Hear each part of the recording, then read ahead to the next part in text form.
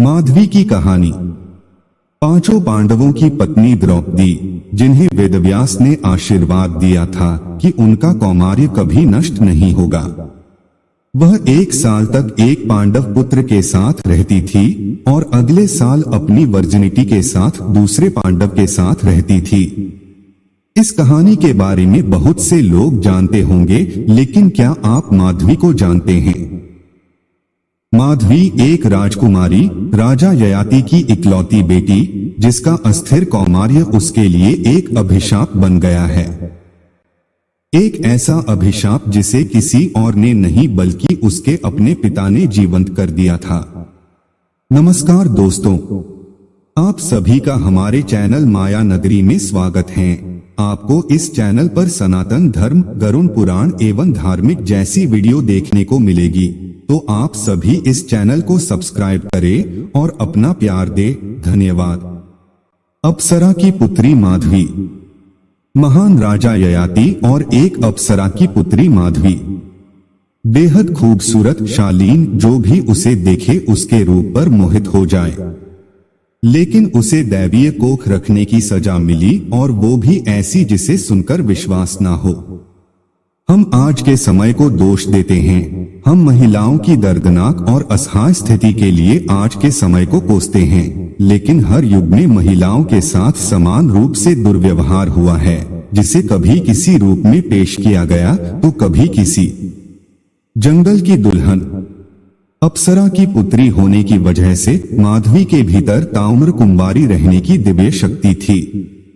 इतना ही नहीं, उसे यह वरदान भी प्राप्त था कि वह 4 ऐसे वीर पुत्रों को जन्म देगी जो न सिर्फ शासन करने में निपुण होंगे बल्कि बेहतरीन योद्धा भी कहलाएंगे। इसी वरदान ने माधवी के जीवन को एक ऐसे अंधकार और अकेलेपन की भेंट चढ़ा दिया था जहां ना उसके 4 पति उसके साथ थे और ना ही वे 4 वीर पुत्र जिन्हें उसने जन्म दिया।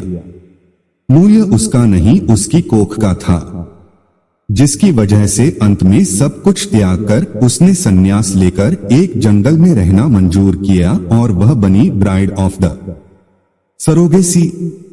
यह प्रख्यात लेखिका माधवी महादेवन की किताब का शीर्षक है, जो राजकुमारी माधवी के जीवन पर आधारित है। यह कहानी बताती है कि सरोगेसी भले ही आधुनिक युग की प्रथा हो, लेकिन इसकी अवधारणा महाभारत काल में ही बनाई गई थी। कथा की शुरुआत। कहानी शुरू होती है विश्वामित्र के आश्रम से। उनका एक शिष्य गालव अपनी दीक्षा प्राप्त कर गुरुकुल को छोड़ने जा रहा था, लेकिन वह गुरु दक्षिणा में विश्वामित्र को कुछ भेंट करना चाहता था। विश्वामित्र के लाख मना करने पर भी वह नहीं माना और उन्हें गुरु दक्षिणा लेने के लिए जिद करने लगा। अपने शिष्य को सबक सिखाने के लिए विश्वामित्र ने उससे 800 दिव्य लक्ष्मी घोड़े, मोती के रंग के सफेद और काले कान वाले मांगे। गालव ने बहुत लोगों से पूछा, लेकिन उसे 800 दिव्य लक्ष्मी घोड़े कहीं नहीं मिले। अंत में वह अपने मित्र और चंद्रवंशी राजा ययाति के पास पहुंचा और उसे अपनी दुविधा बताई।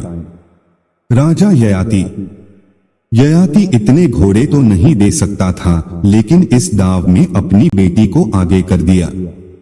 एक वस्तु के भांति लेन देन की बात हुई।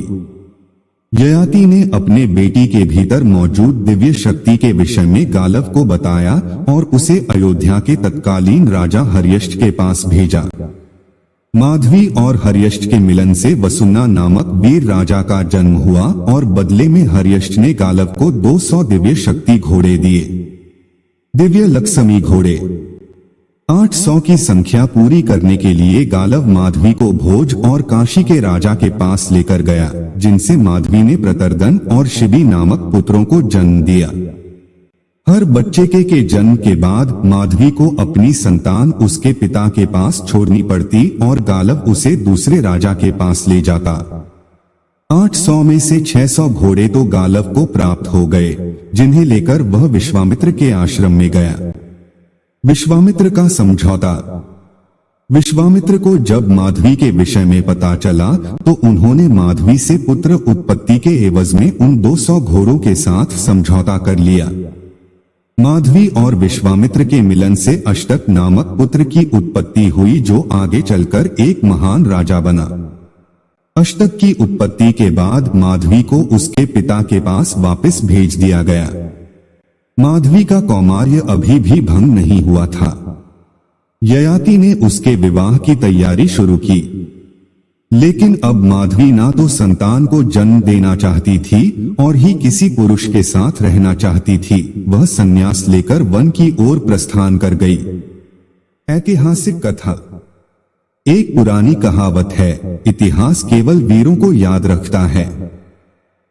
शायद वो उन वीरांगनाओं को भूल जाता है या उनकी कहानी के पन्ने को दबा देता है जिनके त्याग ने एक आम मनुष्य को योद्धा बनाया।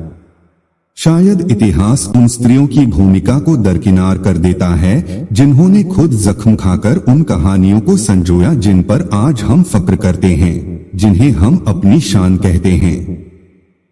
महिलाओं की दर्दनाक स्थिति।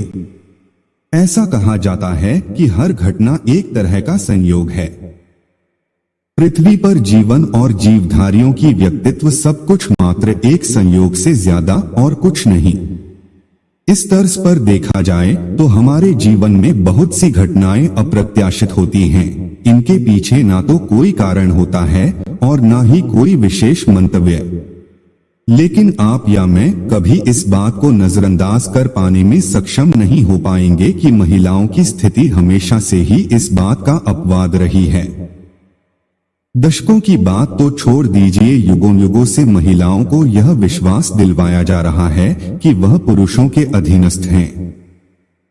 उन्हें जीवन भर किसी न किसी पुरुष के मार्गदर्शन के तहत ही चलना पड़ेगा। उनकी अपनी कोई खास पहचान नहीं है। ईश्वरीय देना का श्राप। समाज में उनकी आवश्यकता एक मशीन की तरह होती है जिसे काम करना होता है। एक ऐसी मशीन जिसमें किसी भी तरह की कोई भावना नहीं होती। वह महसूस नहीं कर सकती, वह कुछ कह नहीं सकती। प्रकृति ने स्त्री को जन्म देने की अनमोल मान दी है। भगवान के बाद एक महिला ही है जिसे बच्चे को जन्म देने का अधिकार है। लेकिन कभी कभी ऐसी घटनाएं आकस्मिक भी होती हैं जो इस अधिकार को, इस दिव्य मान को अभिशाप की तरह बना देती हैं।